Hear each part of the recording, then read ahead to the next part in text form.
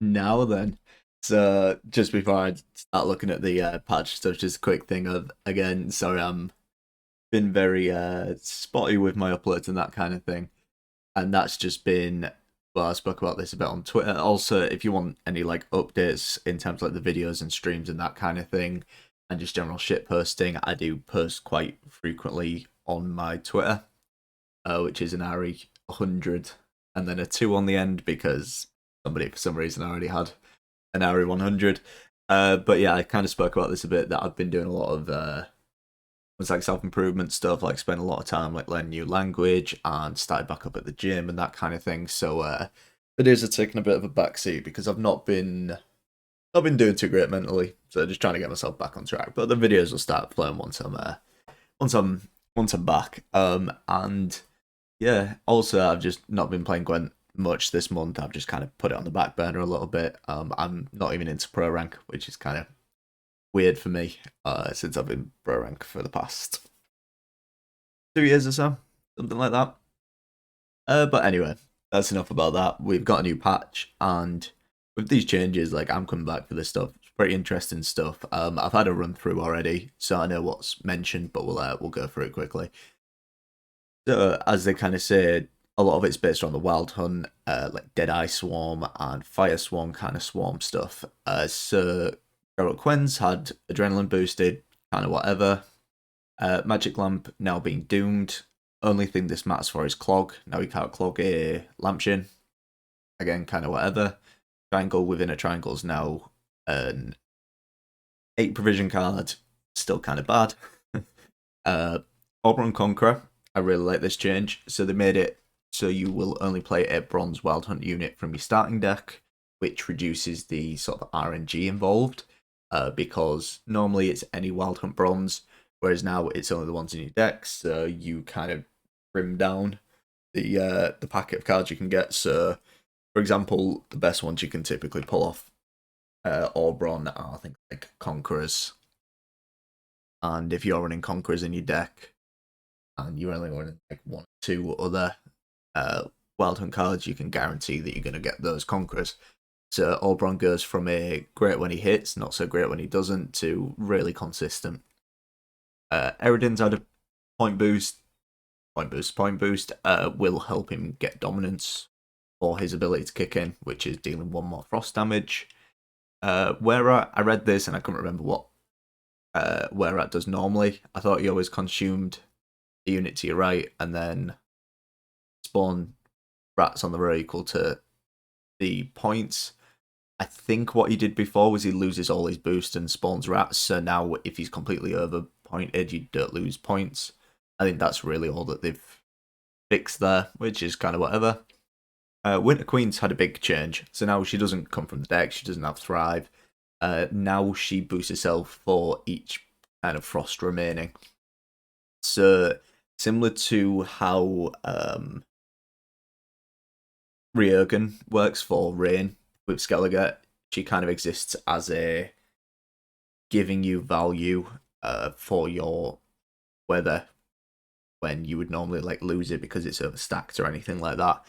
I don't know how good this is. The benefit of Ryogan is because you also have messengers, but you're getting the benefit of, frost ticking, rain ticking, sorry. So Ryogan coming down, it kind of works with the messengers to double up the value, whereas this is just giving you the straight value of the frost. So I guess it's nice if you want to go a little heavier on the frost, but yeah, we'll have to see. Chimera having a adrenaline boost, I think, is fine. I don't think this is completely game changing. Red Riders has had a nice change, so instead of it being 4 turns of frost, you can now replay a bronze Wild Hunt unit, and this is already like reasonable with things like bruisers. But when we kind of look at some of the others, you'll kind of see what they're going for with some of the changes to Navigator and Warrior. So Slicer now being a 4/4 is kind of great for Death Wish decks and Vi decks because you were never running Slicer because it was a 5, you were running it because it's a borderline infinite consume. So this change is really good. Probably see this like as an auto include in any Death Wish deck. And of course, Videx now have a couple of provisions to play about with. Navigator now boosts unit by the amount of frost on the opposite row. Dominance, it boosts by the total amount on the field instead. So, like I said, with Red Riders, being able to play this twice is quite solid. The reasonable amount of points. If you have, say, let's say you have 4 turns of frost, and you play on the opposite row, you're probably getting some decent value from this. Not sure how amazing it is. I think it's just, reasonable. Like, you play this now, whereas before you never, just wasn't a good card. Warrior now has damage an enemy unit by 2, and Spawn Frost for 1 turn on that row. I mean, with Dominance, this is already playing like decently well, and of course it is giving you more Frost, which will with your Navigators, and you just naturally want Frost Down and Winter Queen and so on, so on, so on. And then this is a lot of stuff about they made the changes. Northern Realms is sort of short and sweet. They've changed Cohen, so before Cohen used to boost every unit with the same power. So if you got him to 7, you're going to boost every 7 rather than all the 7s you have, which wasn't usually an issue, but it makes it a lot more consistent because you'd have to worry about your opponent's units. I don't think that's enough to make him playable, because the fact you could boost your opponent's units really wasn't the reason he wasn't getting played. He was just very high rolly and very inconsistent to actually hit. So yeah, I don't think that's going to be a change. It's a nice change, but it's enough. King Bellahoon has had a change, so higher power, and the power it bumps him up to is a lot better. And honestly, I'm going to try this out. It was already kind of on the cusp of being playable, and now being able to boost stuff up to 6 is really, really nice. You think about, for example, reinforced trebuchets at 6, it's going to be very, very good. Because then nothing but a lock takes out a trebuchet, or like very, very hard removal. Yeah, seems kind of interesting.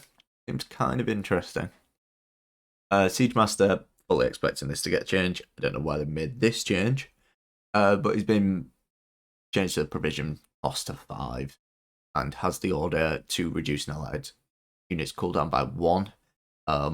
Not sure how much I love this, because like they kind of said, the problem was it was too easy to pull out, but I mean, not necessarily fixing it with adding on this order. I do like the provision increase, it's just whether this part was unnecessary.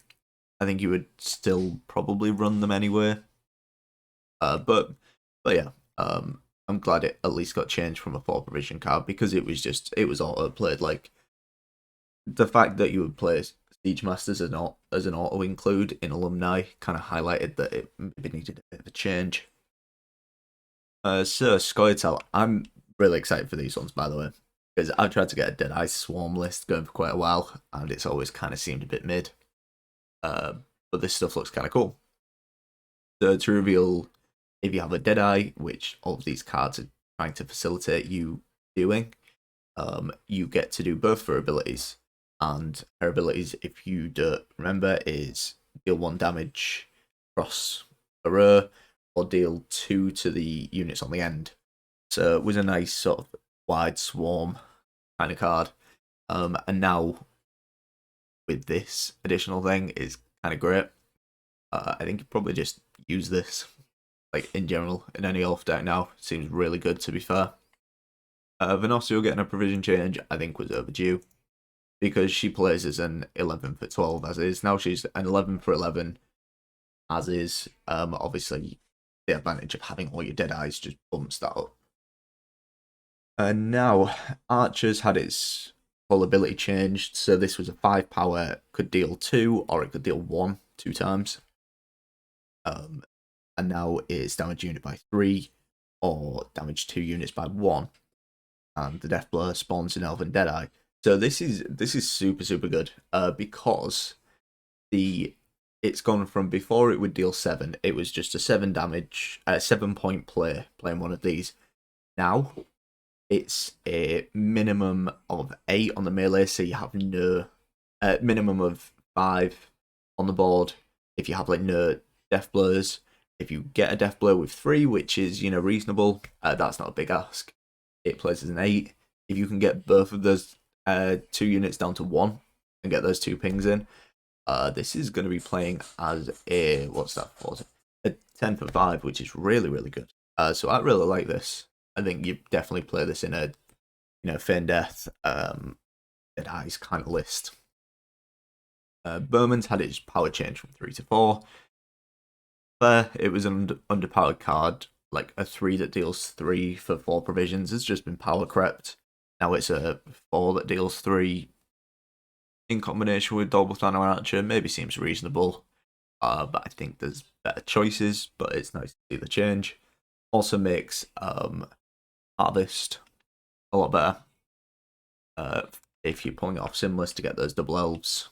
Obviously, this is one of them counted, so it's a buff to elves, to the whole Simless package anyway. Vanguard, really, really nice as well. Its melee is the same as it's always been, boosts itself by 1 for each elf in hand. The range boosts itself by 1 for each elf on this row. Is really nice because it doesn't punish you for running things like Waylay or Feign Death, for example. You get a row payoff for having a lot of elves. This will play as like a 10 for 5 if you have 8 other elves on a row, which is pretty good. I think there's, again, similar to Berman, I think there's better things to play, but this is 1000% better than it was. So. The one that I am super excited about, Waylay. It used to be deal 3 damage if it kills, spawn a Deadeye. Now it's just damage it by 3 and spawn a Deadeye. So although there's like no change in the points, it makes it a lot more reliable, especially if you're kind of using the strategy, which I will literally be using on day 1, which is the whole Vanadin to get more Waylays and shuffling them all back into your deck and then going for a Simless to play like 6 Waylays, for example. That becomes a lot better because before that was, say, with 6 Waylays, if you hit all the targets but got no kills and Vanadin was on the board, that was 6-18. Then if you had Vanadin on the board, it was 36 points. Now it's a 54 point play if you have Vanadin and you play 6 Waylays. So yeah, it's a massive buff because normally you'd be quite happy if you got like, say, 3 Death Wishes, because then that would spawn like 9 extra points of Dead Eyes. Now all of a sudden it's playing for a huge amount of points. So yeah, I really like this, and I already have Ears in my mind, Feign Death, Waylay, chucking Eyes and Grim, all that kind of stuff. And speaking of Eyes and Grim, he's had his power bumped up, which is obviously very nice. He was already like an auto include in a very unit heavy photo list, so I mean, increasing his points is always nice.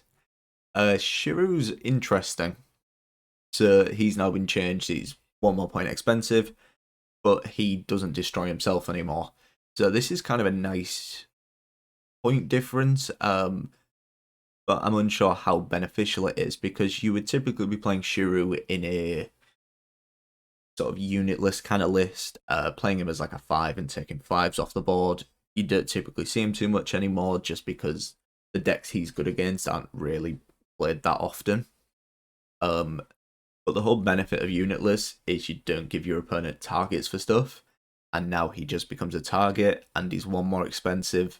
I don't think he's worth the payoff, although in points it sounds like it should be. It's an extra, let's say you put him down as 5, which is the typical 1 extra provision for 5 more points, but the reality is your opponent's probably discarding removal anyway, and now they have a removal target, so I don't know how much that particularly helps.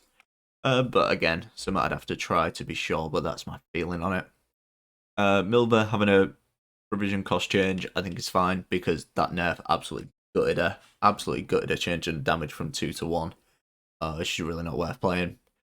But at 10, we'll see how she does. Skellige's had like next to no changes. Sigvald's just had his tooltip changed, so it's a bit clearer. and Skirmisher changed from 4 to 5 is very, very good. And I can actually talk about the same with Midge Assassin in here. So what they've kind of done, and they did it with Siege Master as well for Northern Realms actually, is they've taken these, 4 points thinning, 4 points for 4 provision thinning cards, and made them 5 provisions just to kind of push decks away from that automatic conclusion kind of thing, because let's face it, if you're playing a Skellige deck and not playing the discard package, you're probably doing something a little bit wrong, because it's just so efficient, so efficient. And the same with Nilfgaard with like Blight Makers and Mage Assassins.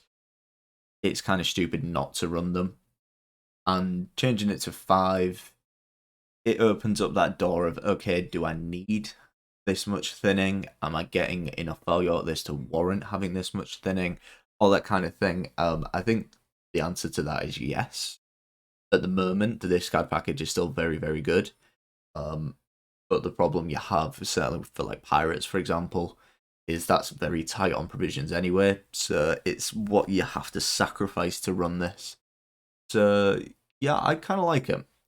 Because it's gone from being a stupid to not include it, where we need to at least have a think, certainly during the start of the season, whether it's actually worth it. And now Syndicate. Syndicate's had a lot of changes, which is pretty nice. So I'll talk about like the nerf kind of stuff. So these are relatively minor. Horse and Spirit Shows had a nerf, just 1 provision. But the main thing is that Congregate's been buffed. Sorry, Rhonda's just brought me food. Thank you. I'll be done in a minute. So Temple Fart having a cleric tag, it's whatever. Damnation had its provisions changed and abilities changed to destroy an allied unit, create a 4 provision Firesworn unit, and increase the provision cost by the power of the destroyed unit. So what this kind of means is, if you think very carefully about how you would exactly use this, you are probably going to do this to destroy a Firesworn token, Firesworn cleric thing, which is 2 power. And what's 2 plus 4? It's 6, and what happens to be a 6 provision Firesworn bronze Fallen Knight? Who would have guessed? Which is arguably the card that kind of keeps Congregate from being absolutely unplayable. So this is really nice. Obviously it is a gold, so you can only do this once, but to pull out another Firesworn is very nice. Very, very nice. And not to mention it's like spawned in, so you're going to buff any Fallen Knights you already have out. Really, really good. Excommunication's been changed from 6 to 5, so kind of helps out with the consistency. Really nice. Lieutenant von Hurst. You control a cleric, spawn a zealot on this row, which is very, very good, because the zealots are obviously 3 power, 1 armor, kind of buffed up clerics in effect, and still has the same fee. So this has kind of taken him from being like, he was a weird card because he worked off of Horde. He kind of made sense in like a hidden cash kind of list, but at the same time seemed like he should be a Firesworn card, and Firesworn typically doesn't generate that many coins, so it was super awkward. But now he's like very, very good. There's basically no situations as Congregate where you don't have a cleric. So now he becomes a 3-point turn engine, and you can spend your coins to bump up a zealot, bump up a footman to a zealot. I can't even speak. I'm being so dumb. If you have a cleric, you spawn a zealot, and you can still do the bumping up. It's kind of great. Now, Roderick Duet had his provision changed. Doesn't really matter. Bad card. Cloak of the Flaming Rose, provisions changed. Seems kind of worth. Profit change, sorry. The profit increase, it's always a nice thing, having the extra coins, and this obviously pairs up nicely with things like Lieutenant von Hurst, where you have sort of targets to spend 1 coin and flip them into a footman. Now, having cleric target again kind of ties in with von Hurst, because cleric on the board. And feast change from 2 to 1 is very, very good. So his ability is spawning a zealot. So this is very, very good payoff. 2 for 1 coin is very, very good. Inquisitor had its power increased, provision changed from 5 to 4, and now it's basically a whole new card. And if you can destroy a Firesworn token, then boost up by 4 after 2 turns, spawn a base copy of the destroyed token on this row. So this is in effect playing as like a 6 on deploy if you destroy a zealot. Because it's obviously an 8 and kills at 2. But plays as an 8 on deploy if it survives for 2 turns, which, I don't know, seems like a big ask for such a minor payoff. But, yeah, we can see. The Lonely Champion has now got a cooldown, which is interesting. The reason he didn't play this before was because he was 1 Curse of Corruption away from losing you everything you built up over like 5 turns, and I don't think that kind of changes. He just goes a bit too tall to kind of be valuable. So yeah, we'll just have to see with that. I don't think he's worth running, in all honesty. And then there's a lot of draft bird changes. If you care enough about these, you can kind of pause now or look at the patch notes yourself. I'm not going to go over this stuff, it's minor stuff. And game fixes are game fixes, they're just fixed random bugs. So yeah, a lot of interesting stuff. I've been going on for 20 minutes, so I will call it there. And we have new patch, I believe it's tomorrow, so I'll probably be hopping on that. We'll get a 6 faction, 6 decks going, hear loads of thoughts on some decks, and from a lot of this you can probably already get some ideas. There's some interesting stuff. So hope you enjoyed, and I will catch you in the next one.